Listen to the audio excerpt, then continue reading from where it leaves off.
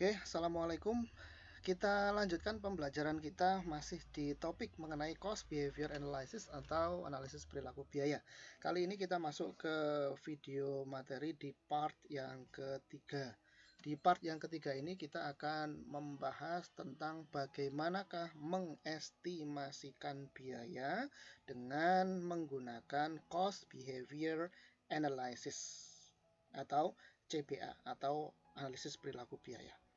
Di video materi sebelumnya tadi kita sudah membahas konsep dasar mengenai CBA, kemudian di part yang kedua kita sudah membahas mengenai fixed cost, karakteristik fixed cost ditandingkan atau dibandingkan dengan variable cost, lalu ada juga semi variable cost.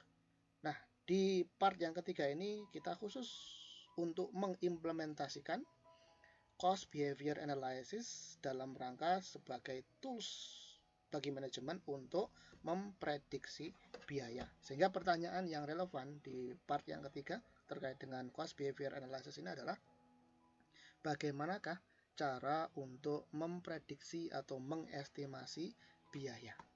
Oke ya, tentu saja dalam konteks cost behavior analysis. Mengestimasikan biaya itu akan bisa dan mudah dilakukan jika pola atau pattern atas suatu biaya itu sudah diketahui. Sekali lagi saya ulang, kalau pola atau pattern atau formula atau rumus biaya itu sudah diketahui, pola perilaku biaya itu rumusnya sudah diketahui, maka kemudian kita dengan mudah dapat memprediksi atau mengestimasikan biaya yang akan terjadi di waktu yang akan datang. Syaratnya satu, kalau kita sudah tahu pola atau pattern atas biaya tersebut. Oke. Nah, pola atau pattern atas biaya tersebut itu dengan kita melakukan analisis perilaku biaya, maka pola atau pattern atas biaya tersebut itu cuma ada dua pola. Yaitu yang pertama, pola yang bersifat konstan yang disebut sebagai fixed cost, dan pola biaya yang bersifat berubah yang disebut sebagai variable cost.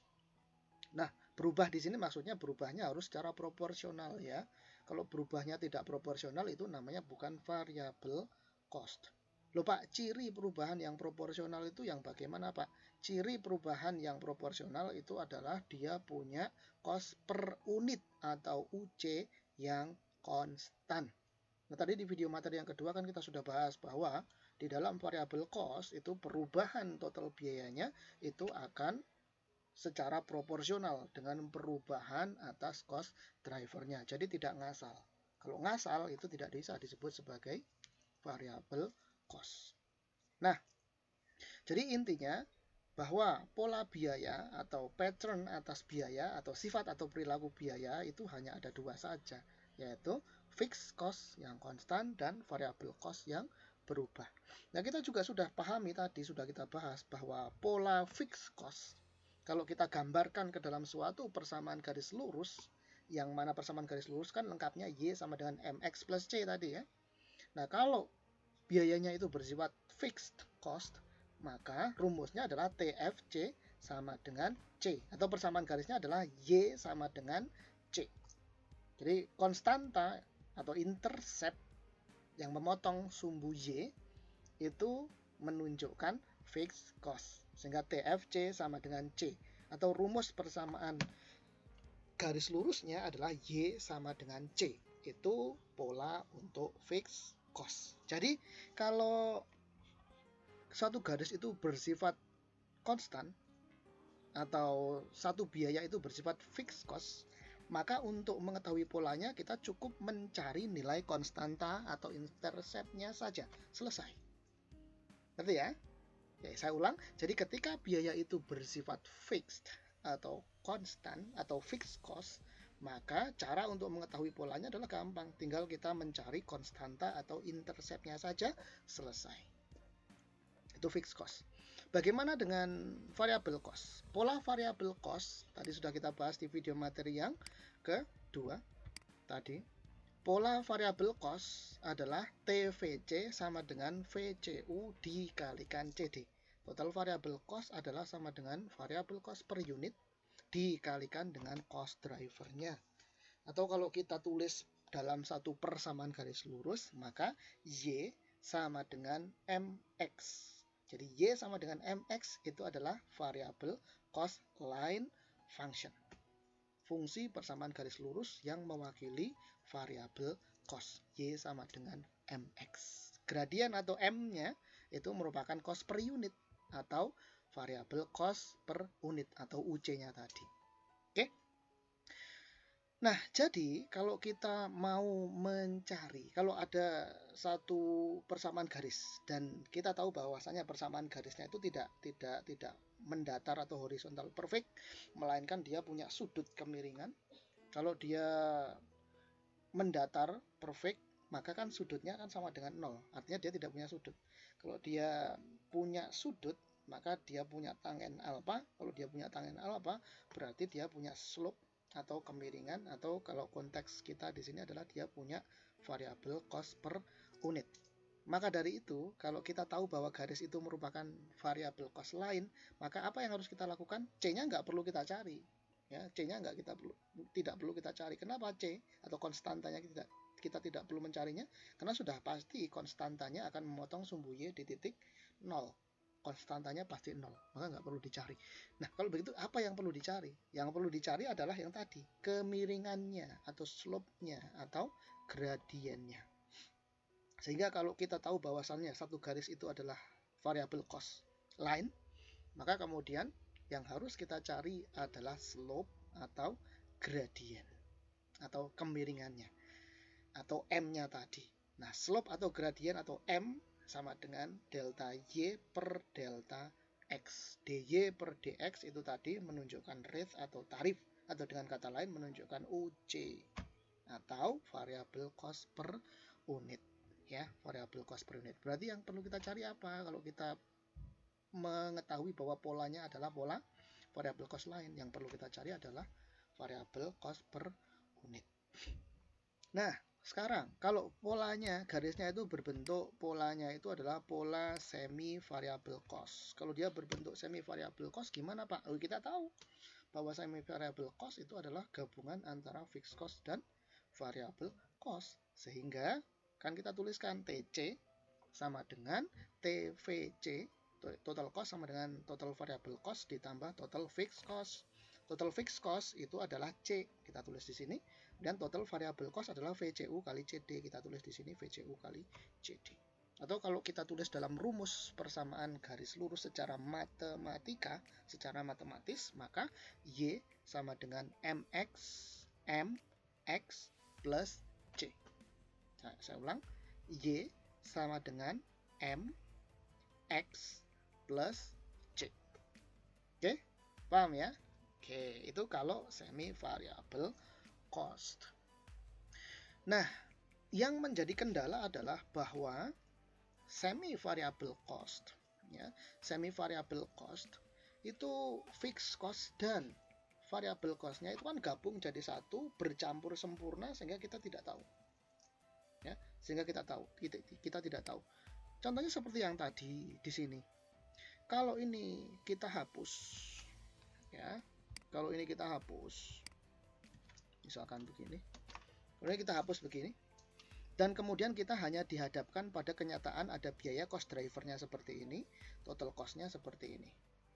Apakah kita tahu bahwasanya 300.000, 500.000, 2.300.000, 10.316.300.000 itu merupakan hasil penjumlahan dari 300.000 plus variable cost? Jawabannya adalah kita nggak tahu. Lupa kan kita tahu ini ya, interceptnya ini 0, interceptnya pasti 300.000 Pak, Y-nya 0 kan, ini X-nya Y-nya 0, X-nya 300, Y-nya 300.000, X-nya 0. Ketika X-nya 0, ini Y-nya 300.000 Pak, gitu. Ya oke, sekarang ini saya hapus. Ini saya hapus juga. Apakah sekarang dapat kita ketahui berapakah unsur fix dan berapakah unsur variabelnya? Tidak bisa. Kita tidak akan pernah bisa tahu ini berapakah unsur fix dan berapakah unsur variabel yang ada di total cost ini. Kita nggak bakal ngerti. Ya, kita nggak bakal ngerti. Ini benar, ini semuanya adalah semi variable cost. ya, dan kita tidak tahu berapakah unsur fix dan berapa unsur variabel. Loh Pak, kok tadi gampang? Iya, tadi gampang karena kita sudah dikasih data, ya. Kita sudah dikasih data yang mana tadi? Ya, kita sudah dikasih data yang ini. Ya, bahwasanya 500.000 itu adalah 200.000 tambah 300.000. 10.300.000, 10 juta ditambah 300.000. Kan ini konstan, yang ini yang variabel. Kita sudah tahu kenapa, karena kita sudah dikasih data. Jadi sekali lagi kalau ini dihapus dan ini data ini dihapus, maka tinggal ini saja, ini total cost-nya, maka kita tidak bisa mengetahui berapakah unsur fix dan berapakah unsur variabelnya. Nah, itu yang kita hadapi kalau kita berhadapan atau kita menganalisis suatu semi variable cost. Nah, terus gimana dong Pak kalau gitu, kalau ada semi variable cost? Oke, tapi jangan khawatir, nggak usah takut, nggak usah kemudian merasa sulit ini, kompleks ini, enggak, simple saja. Jadi kalau kita berhadapan dan biasanya kebanyakan biaya itu sifatnya semi variable. Loh, mana Pak yang biaya yang bersifat semi variable? Oke, kalau kita ajukan atau kita referkan, kita atribusikan ke komponen biaya produksi. Komponen biaya produksi itu kan ada DM, DL, dan FOH. Direct material kita tahu tadi pasti bersifat variabel, direct material. Contohnya yang mana Pak kok bisa bersifat variabel? Tadi yang di sini tadi biaya direct material, ya, unit meja dihasilkan dengan menggunakan meja kayu, itu menggunakan bahan dasar kayu. Kayu itu kan direct material, dan tadi sudah kita contohkan di sini, kita sudah analisis ini bersifat variabel. Jadi direct material itu bersifat variabel. Oke, bagaimana Pak dengan direct labor? Direct labor itu juga bersifat variabel. Loh Pak, kok bisa begitu? Contohnya gini, tadi tukang gergaji, karyawan diupah oleh perusahaan karena dia punya aktivitas untuk menggergaji kayu. Satu gelondong kayu, karyawan untuk memotong-motongnya menjadi kecil-kecil itu diupah 100.000 misalkan. Nah, kalau kemudian dua gelondong kayu, berarti dia akan dibayar 200.000. 5 gelondong kayu dia gergaji, dia potong-potong, dia akan diupah 500.000. 5 kali 100.000. Itu kan proporsional berarti. Kalau 100.000, 2 potong 200.000, 5 gelondong 500.000. Itu upah yang dibayarkan.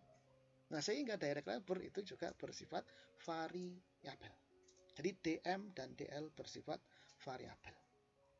Pak, upah itu kan ada yang konstan Pak, seperti gaji itu Pak. Gaji itu kan konstan. Dia mau bekerja atau enggak itu Pak. PNS itu dikasih gaji misalkan 3 juta Pak. Mau bekerja mau enggak, mau kerjanya menghasilkan 100 unit kayak atau cuman 2 unit, itu tetap aja gajinya konstan tuh Pak, tiap bulan 3 juta. Misalkan kayak gitu. Nah, itu kayak gimana Pak? Nah, kalau yang itu jelas itu bukan variabel sifat hubungannya, itu fixed. Nah, yang dibahas di kita di sini adalah perusahaan yang bersifat atau berorientasi profit maximization, dan sistem yang kita pakai atau dibahas di buku-buku textbook ini adalah sistem Amerika. Artinya adalah karyawan itu akan diupah ketika dia menghasilkan something. Ya.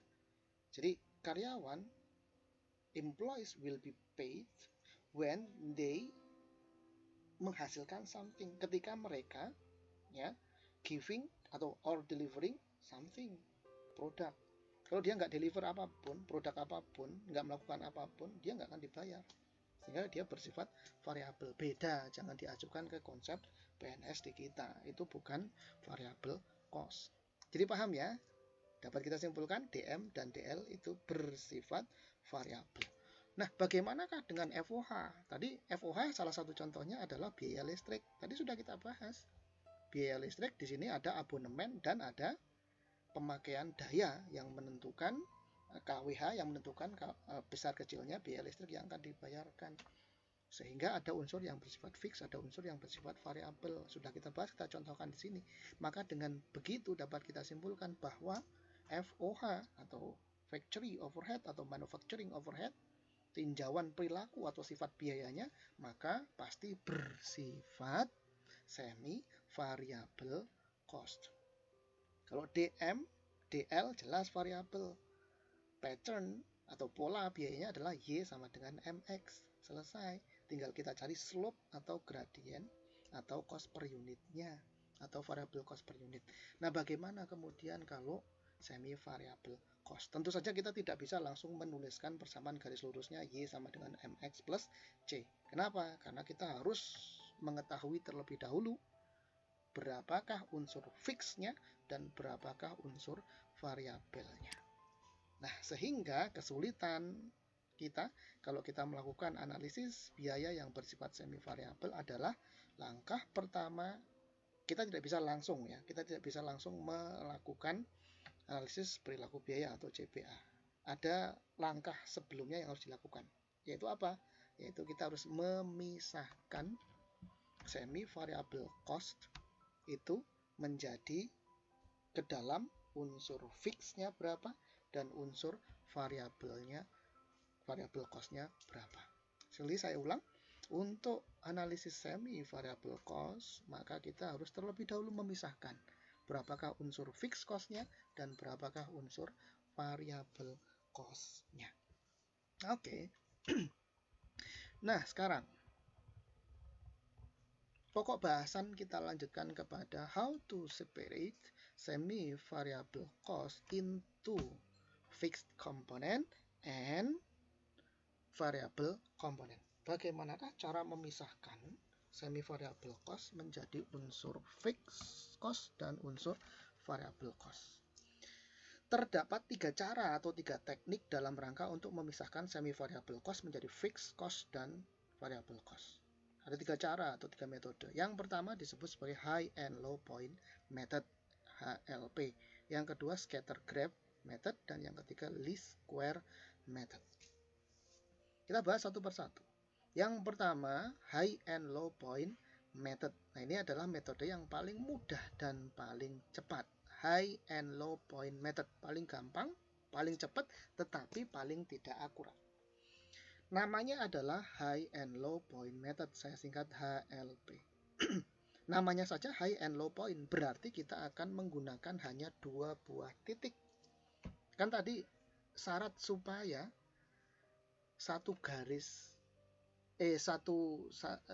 syarat supaya ada gradien ya atau slope itu maka harus berupa garis.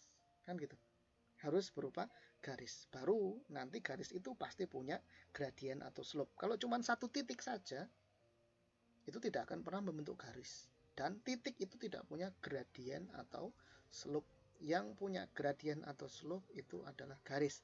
Sehingga garis itu kan, definisi garis itu adalah titik yang dihubungkan. Titik-titik yang dihubungkan itu akan membentuk garis. Minimal titiknya ada 2. Sehingga high and low point method menggunakan 2 titik, namanya high and low. Berarti titik yang diambil, titik yang pertama adalah titik yang tertinggi dan titik yang kedua adalah titik yang terendah. Jadi persamaan garisnya nanti akan ditentukan dengan menggunakan hanya 2 titik saja, yaitu titik tertinggi, the highest, dan titik yang terendah, the lowest. Oke. Nah, titik di sini maksudnya adalah independent variable atau cost driver atau X. Tentu saja titik yang dimaksud di sini, titik tertinggi dan titik terendah itu mengacu kepada sumbu X-nya, yaitu mengacu kepada cost driver-nya, bukan mengacu kepada total cost atau ordinat atau sumbu Y-nya. Lupa, kenapa kok yang dijadikan acuan itu adalah cost driver-nya? Iya, karena cost driver itu merupakan variabel independen. Variabel pokok yang akan dimanipulasi atau yang akan dinaikkan dan diturunkan tentu saja adalah variabel X, yaitu variabel independen. Sementara sumbu Y atau variabel dependen itu adalah variabel yang dipengaruhi itu, ya. Yang dimanipulasi tentu bukan variabel dependen, melainkan variabel independen. Paham ya sampai di sini ya? Oke. Jadi yang dimaksud titik di sini adalah independent variable, yaitu cost driver atau sumbu X. Nah, kalau kita sudah mengambil 2 titik, titik terendah dan titik tertingginya tadi, berapa cost drivernya dan berapa total costnya, maka kita dengan mudah bisa menerapkan baik metode substitusi maupun metode eliminasi secara matematis ya, untuk menghitung nilai slope atau gradien ya. Dan kemudian kalau slope atau gradiennya sudah ketemu, maka kita juga bisa mencari intercept atau konstantanya, titik potong sumbu y-nya. Kan tadi intinya kalau kita mau menggambarkan suatu persamaan garis lurus, kita kan hanya mencari dua hal saja, yaitu kita akan mencari gradien atau slope, dan yang kedua kita akan mencari konstanta atau intercept, titik potong dengan sumbu y. Tidak ada lebih dari itu, cuma dua hal itu saja. Yaitu kalau kita, sekali lagi saya ulang, kalau kita mau menggambarkan satu persamaan garis lurus y sama dengan mx plus c, maka yang akan kita cari kan cuma dua hal saja, yaitu gradien dan intercept atau konstanta. Paham ya sampai di sini ya? Oke. Nah, karena hanya menggunakan dua titik sebagai representasi untuk menggambarkan persamaan garisnya, menuliskan persamaan garisnya, maka tingkat akurasi dari high and low point method ini tingkat akurasinya yang paling buruk. Kenapa? Karena dari sekumpulan titik itu cuma diambil dua titik saja. Mungkin ada misalkan 20 titik, tapi cuma diambil dua titik saja, yaitu titik tertinggi dan titik terendah. Sehingga dari 20, populasinya 20 titik, kok cuma diambil dua? Ya jelas itu tingkat akurasi, tingkat representativeness atas elemen dalam populasi itu kan menjadi rendah, kecil. Kalau kemudian representativeness-nya itu rendah, maka kemudian tingkat akurasinya juga buruk, tidak terlalu bagus. Paham ya sampai di sini ya? Oke. Nah, sekarang kita lihat contohnya. Misalkan satu perusahaan itu punya data seperti ini. Ini data unit yang diproduksi, dan ini data mengenai total cost. Unit yang diproduksi satuannya pasti unit, jumlah unit. Yang di sini satuannya total cost, ini pasti rupiah atau dolar, whatever lah. Yang jelas monetary units. Nah, unit yang diproduksi logikanya akan mempengaruhi besar kecilnya biaya yang akan dibayarkan. Kan gitu logikanya. Sehingga kita tahu bahwa unit produce ini merupakan variabel independent, sementara total cost ini merupakan variabel dependent. Oke. Ketika unit yang diproduksi 350, maka total biayanya 102 juta. Ketika unit yang diproduksi 400, maka total biayanya 114 juta. Ketika unit yang diproduksi 410, total biayanya 118 juta, dan seterusnya. Ini adalah fakta, data yang dimiliki oleh satu perusahaan. Kemudian perusahaan ini kan pengen dong menebak, oh bulan depan, periode yang akan datang ini, berapa sih total biaya yang harus saya bayarkan? Kan gitu. Untuk bisa menebak atau mengestimasikan total biayanya, tentu saja dia harus bisa menuliskan terlebih dahulu persamaan garis lurusnya. Y sama dengan mx plus c. Oke. Untuk menggambarkan Y sama dengan mx plus C, maka dua hal yang harus dicari, yaitu M-nya, gradien atau slope-nya yang pertama, dan yang kedua adalah C atau konstanta atau intercept-nya. Dengan menggunakan HLP method, high and low point method, kita ambil dua titik, titik tertinggi dan titik terendah. Titik tertinggi dan titik terendah ini kita ambil, kita acukan dari variabel independent, yaitu unit produce. Tertingginya berapa nih? Oh, ternyata tertingginya adalah yang ini, 420. Ini adalah the highest point. Kemudian the lowest point-nya adalah ternyata kita lihat di sini, yang ini 340. Ini adalah the lowest point.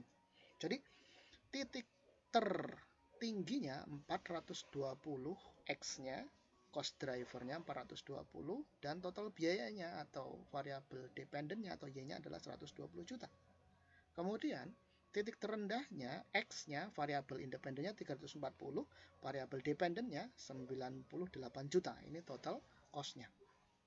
Nah, tadi kalau kita mau mencari yang namanya gradien atau slope, ya, ketika kita mau mencari gradien atau slope, maka kemudian ya, gradien atau slope, maka kan kita rumusnya adalah M sama dengan delta Y per delta X.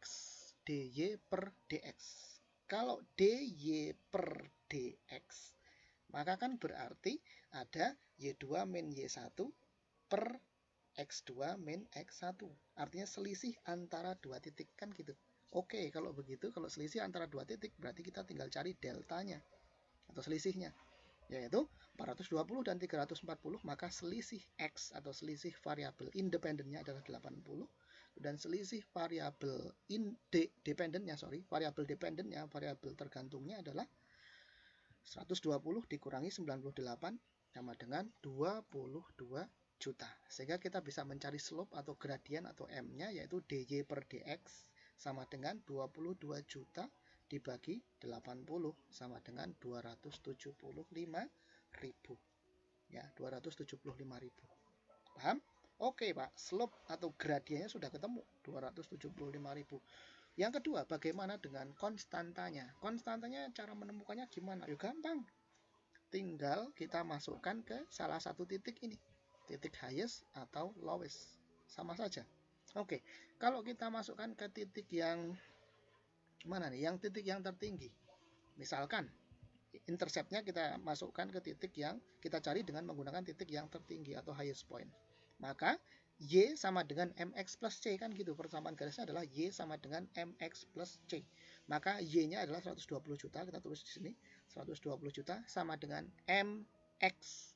M-nya sudah ketemu, 275.000 M, dikalikan XX adalah variabel independen atau cost driver. Cost drivernya berapa highest point? 420. Berarti 275.000 dikalikan 420 ditambah C. Berarti kita hitung C-nya akan kita temukan sebesar 4.500.000. Ini adalah interceptnya.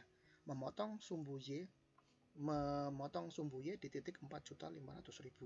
Atau dengan kata lain interceptnya 4.500.000. Atau fixed cost-nya dengan kata lain sebesar 4.500.000. Sehingga persamaan garis lurusnya, equation line-nya adalah sama dengan Y sama dengan, dapat kita tulis Y persamaan garis lurusnya, Y sama dengan 275.000 MX, M-nya 275.000 dikalikan X ditambah konstanta 4.500.000. Ini adalah garis pola untuk biaya semi variable cost yang seperti ini yang dimiliki oleh perusahaan ini. Paham ya? Nah, kalau kita sudah menemukan persamaan garisnya, terus emang kenapa? What for? Untuk apa? Untuk apa, kan gitu. Jawabannya adalah, ya, kalau kita sudah ketemu persamaan garisnya yang seperti ini, maka kita bisa memprediksi atau mengestimasi biaya yang akan dikeluarkan oleh perusahaan. Oke? Misalkan, perusahaan ini di bulan depan, katakanlah demikian, mau memproduksi 500 unit barang. Maka berapakah total biaya produksinya? Misalkan gitu ya. Maka berapa total biaya produksinya? Maka tinggal kita masukkan ke rumus ini, pola ini. Y sama dengan 275.000 X ditambah 4.500.000. Maka Y sama dengan Y ini kan berarti total cost-nya ya. Total cost-nya adalah sama dengan 275.000 dikalikan 500 karena cost driver-nya 500 unit ditambah 4.500.000. Maka Y sama dengan 142 juta, alias perkiraan total biaya produksinya ketika cost driver unit yang diproduksi 500 unit adalah sebesar 142 juta rupiah. Paham ya sampai di sini ya? Oke. Nah, ini metode yang pertama, high and low point method. Pak, kalau ini kan sudah diprediksi nih Pak, biayanya kan 142 juta. Pak, kalau kemudian nanti realisasinya itu apakah akan sama dengan ini 142 juta? Jawabannya adalah, belum tentu. Belum tentu. Boleh nggak Pak kalau realisasi produksinya, realisasi biaya produksinya ternyata cuma 140 juta? Boleh, silakan. Nggak masalah gitu loh. Ya. Kemudian boleh nggak Pak kalau kemudian realisasi biaya produksinya itu ternyata 145 juta? Boleh, nggak ada masalah. Namanya juga prediksi. Prediksi itu jangan menuntut satu estimasi atau prediksi itu akan 100% akurat. Nggak bisa. Ya, tidak bisa. Oke, jadi ketika kita sudah punya polanya, kita dapat memperkirakan atau mengestimasikan biaya. Tapi jangan pernah menuntut bahwasanya hasil estimasi biaya itu akan 100% akurat. Ini lebih baik daripada tidak ada. Jadi kalau ditanya, kalau kamu mau memproduksi 500 unit barang, berapa total biayanya? Kemudian simple dijawab, oh saya nggak tahu. Nah itu namanya tidak punya prediksi, tidak punya wahana, tidak punya tools, tidak belajar cost behavior analysis. Dan itu tidak boleh. Ya, tidak boleh. Oke, paham ya sampai di sini ya. Itu metode yang pertama, high and low point method. Nah, sekarang kita masuk ke metode yang kedua, yaitu scatter graph method. Kalau scatter graph method itu dilakukan sama, artinya adalah kita harus memproduksi atau menuliskan persamaan garisnya yang seperti ini tadi, Y sama dengan MX plus C. Tapi caranya beda. Kalau yang HLP tadi dengan mengambil dua titik, kalau scatter graph ini mengambil atau mengemploy atau menggunakan semua titik. Scatter graph method dilakukan dengan menggambarkan titik-titik koordinatnya, yaitu X dan Y atau variabel independen dan variabel dependennya, semuanya diambil, digambarkan di dalam sumbu Cartesius, di dalam grafik Cartesius. Itu scatter graph method. Nah, kemudian titik-titik yang sudah digambarkan itu kemudian akan diamati sebarannya. Ya, akan diamati sebarannya. Dari sebaran titik-titik itu kemudian diperkirakan kira-kira kalau digambarkan dalam suatu garis lurus, itu garis lurusnya akan membentuk seperti apa. Ya, dari titik-titik yang sudah digambarkan tadi, saya ulang, itu kemudian akan ditarik satu garis lurus yang paling mendekati, yang paling fit, the fittest line to represent the condition of all the dots atau all the points. Jadi dari semua titik itu akan digambarkan satu garis yang bisa mewakili atau merepresentasikan semua titik-titik yang ada di data atau informasi tersebut. Nah, ketika garisnya itu sudah diketemukan, kemudian kita bisa mencari dong derajat kemiringannya atau slope-nya atau gradiennya. Kemudian kita juga bisa mencari dong titik potong dengan sumbu Y-nya atau intercept-nya. Oke. Jadi persamaan garisnya itu nanti dapat ditentukan. Intercept-nya dapat ditentukan terlebih dahulu. Baru kemudian kita bisa cari juga. Kita bisa cari gradien atau slope-nya. Oke. Atau sebenarnya sih nggak ada yang lebih dulu sih. Bisa saja dicari yang gradiennya dulu. Bisa dicari. Bisa juga baru kemudian mencari intercept-nya. Atau kebalikannya, dicari terlebih dahulu intercept-nya, baru kemudian gradiennya, bisa juga. Itu scatter graph method. Coba kita lihat kalau di bukunya Pak Charter, ya kesini. Kalau di bukunya Pak Charter, scatter graph method, kita lihat, kita cari prosesnya seperti apa. Oke, nah ini scatter graph method. Jadi langkah pertama adalah kita gambarkan titik-titik ini, kita gambarkan di sini semua ke dalam sumbu Cartesius. Oke, setelah kita gambarkan, maka kan kita cari tentukan garis ini. Ya, kita tentukan garis ini. Yang paling pas ya berarti garisnya yang bentuknya seperti ini, mulai dari sini ke sini. Dan ini kan bisa mewakili. Mewakili di sini maksudnya adalah atas dan bawahnya ini sepadan, seimbang. Nggak mungkin dong ada titik-titik seperti ini kok diwakili dengan garis yang bentuknya kayak gini, seret gitu, ya nggak bisa, ya nggak bisa itu. Atau gini maksudnya, jadi misalkan kok ternyata ya garisnya itu diwakili garisnya yang kayak gini, misalkan dari sini terus ke sini, nah itu jelas nggak mungkin, salah, itu nggak mewakili. Antara atas dan bawahnya ini nggak sepadan, nggak seimbang. Atau kalau garisnya misalkan begini, dari sini ya, dari sini terus ke sini, nah ini nggak seimbang juga ya, ini nggak seimbang, nggak sepadan juga kan gitu ya. Jadi yang paling pas atau yang paling tepat tentu saja adalah garis yang digambarkan oleh Pak Charter yang seperti ini, dari sini ya sampai ke sini ya. Oke, ini garis yang paling bisa mewakili untuk persamaan garis yang titik-titiknya, data-datanya adalah berupa titik-titik yang seperti ini. Oke, paham ya sampai di sini ya? Oke, ini adalah metode scatter graph. Ya, metode scatter graph. Oke, kita balik lagi ke sini. Nah, jadi kalau ini sudah diketemukan garisnya kan berarti interceptnya kan bisa dicari nih. Memotong sumbu Y di titik berapa.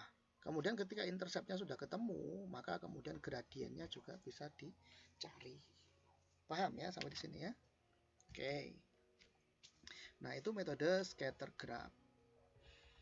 Nah, kalau kita bandingkan dengan HLP, tentu saja scatter graph method itu lebih akurat dibandingkan dengan si HLP method. Kenapa? Karena HLP method, high and low point method, itu hanya menggunakan mengemploy 2 titik, sementara scatter graph itu sudah menggunakan semua titik di dalam data tersebut.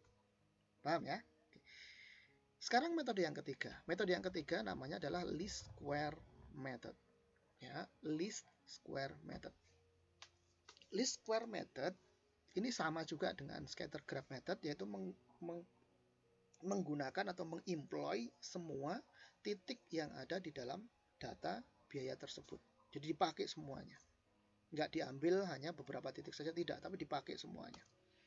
Kelebihan dari least square method dibandingkan dengan scatter graph method adalah bahwa kalau kita pakai least square method, kita tidak perlu menggambarkan dalam bentuk grafik di awalnya, nggak perlu. Dan kemudian least square method ini dapat kita pakai juga untuk menghitung apabila kemudian variabel independennya itu lebih dari 1. Jadi multiple regression analysis namanya. Ya. Kalau variabel independennya itu lebih dari 1, lebih baik menggunakan least square method. Karena itu lebih visible, lebih layak, lebih mudah untuk dipakai. Kalau variabel independennya itu cuma 1 saja, menggunakan scatter graph masih visible, masih tidak ada masalah.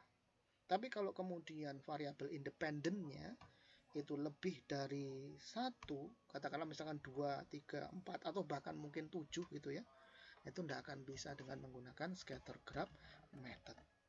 Oke?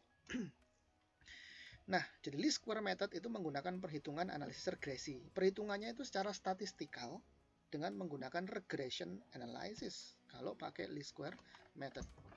Nah, least square method itu dimungkinkan apabila kemudian analisis perilaku biayanya itu variabel independennya lebih dari 1 atau 2 atau lebih. Itu pakai least square method bisa. Tapi kalau scatter graph method, kalau variabel independennya lebih dari 1, itu sulit. Hampir-hampir tidak bisa. Kemudian persamaan garisnya ini nanti akan ditentukan dengan menerapkan perhitungan statistikal. Ya, menerapkan perhitungan statistikal. Ya, statistikal. Jadi tidak bisa digambarkan kemudian dicari interceptnya gitu, nggak bisa seperti itu. Kalau dengan menggunakan least square method. Metode ini, least square method ini merupakan metode dengan tingkat metode untuk separasi atau memisahkan fixed cost dan variable cost yang paling akurat. Kenapa paling akurat? Karena ini sudah mengemploy semua titik dan kemudian dia bisa digunakan untuk melakukan analisis apabila variabel independennya lebih dari 1. Ya, lebih dari 1. Oke. Kalau kita lihat di bukunya Pak Charter, maka untuk yang least square method, ini dia pakai multiple regression analysis. Perhitungannya secara statistikal dan itu lumayan kompleks yang seperti ini. Ya. Dia akan mencari perhitungan, dia akan mencari fixed element. Intinya adalah mencari fixed cost dan variable cost, atau mencari konstanta dan mencari gradient atau slope. Dia akan mencari coefficient correlation, coefficient determination, kemudian mencari R dan R kuadrat. Nah, perhitungannya kalau dijabarkan secara statistikal seperti ini lumayan rumit. Tapi saya tidak akan membahas ini seperti ini satu persatu karena ini sudah ada di pelajaran statistik ya sebetulnya ya. Standar error of the estimate dan segala macamnya. Ya. Kita tidak akan bahas ini. Yang akan saya lakukan pembahasan terkait dengan least square method ini, saya tidak akan menggunakan rumus-rumus statistik yang panjang seperti ini, nggak akan. Terus apa Pak yang harus saya lakukan, Pak, kalau saya mau mengimplement atau mengimplement least square method? Jawabannya adalah simple, cukup gunakan fungsi bantuan formula fungsi yang ada di MS atau Microsoft Excel. Oke. Jadi saya akan solving the problem ini dengan menggunakan Microsoft Excel, fungsi yang ada di Microsoft Excel. Tadi kan sudah kita bahas ya, bahwa kalau kita mau menggambarkan satu persamaan garis lurus yang Y sama dengan MX plus C tadi, maka intinya yang harus kita cari adalah slope dan intercept atau gradien dan konstanta. Berarti fungsi yang akan kita pakai untuk solving this problem under least square method, maka ada dua fungsi yang akan kita pakai, yaitu fungsi intercept dan fungsi slope. Oke, misalkan tadi datanya yang seperti ini, sama dengan yang tadi yang di HLP method tadi ya, datanya yang ini. Kita akan menggunakan least square method. Perhatikan. Maka yang pertama kita cari adalah slope-nya. Oke, slope-nya kita cari. Atau intercept-nya dulu juga nggak ada masalah. Oke, kita cari slope-nya. Bagaimanakah rumusnya? Rumusnya adalah dengan menggunakan rumus fungsi yang bernama slope. Ya, slope. Tinggal kita ketik saja sebenarnya sama dengan slope. Sini ya. Oke, sama dengan slope. Oke, slope. Kemudian di sini dia minta data variabel dependent. Y-nya ini kan berarti kan variabel dependent. Berarti noun wise. Noun wise ini menunjukkan variabel dependent. Nah, unit produce dan total cost. Tentu saja variabel dependentnya adalah yang ini. Ya, ini adalah variabel dependentnya. Ya, variabel dependentnya. Kemudian setelah itu dia minta variabel independent. Variabel independentnya tentu saja adalah cost drivernya yang ini. Oke. Tinggal kita pencet enter maka ketemu. Ini adalah slope-nya. 271.171. Ini adalah slope-nya. Kalau yang tadi slope-nya berapa, Pak? Pakai HLP. Slope-nya adalah 275.000. Oke.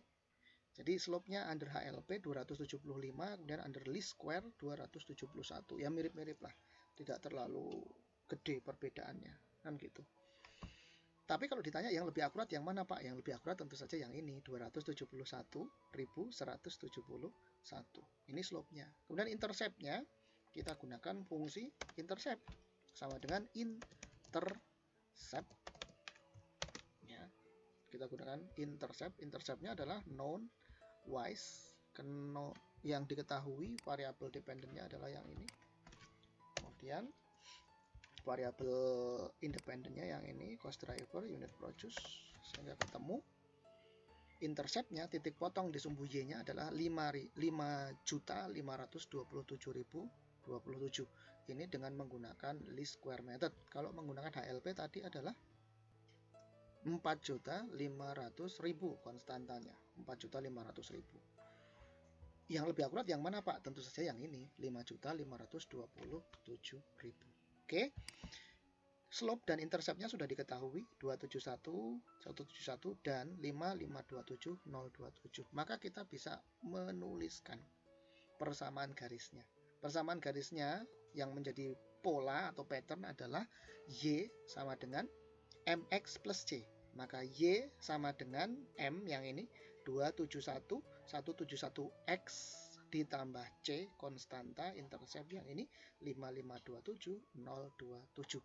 Nah, kalau kita sudah dapat rumus pola persamaan garisnya, maka kemudian lagi-lagi kita bisa kemudian memperkirakan total biayanya.